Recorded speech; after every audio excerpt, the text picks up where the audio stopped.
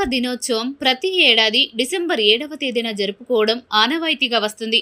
పతాక దినోత్సవం అనేది సాయుధ దళాలు దేశ రక్షణ కోసం అహర్నిశలు కృషి చేస్తున్న త్యాగాలకు గుర్తుగా జరుపుకుంటారు. పతాక దినోత్సవంపై టీశాట్ ప్రత్యేక కథనం. సాయుధ దళాల పతాక దినోత్సవం డిసెంబర్ 7వ తేదీన దేశమంతటా జరుపుకుంటారు. శత్రువుల బారి నుండి దేశాన్ని రక్షించేందుకు వీరు చేసిన త్యాగాలను గుర్తు చేసుకుంటూ వారి కుటుంబాలకు భారత ప్రజలంతా అండగా ఉన్నట్లు తెలియజేయటమే పతాక దినోత్సవం ప్రత్యేకతగా చెప్పుకుంటాము. సాయుధ దళాల పతాక దినోత్సవం భారతదేశ సైనిక దళాలకు చెందిన సైనికులను గౌరవించే రోజు.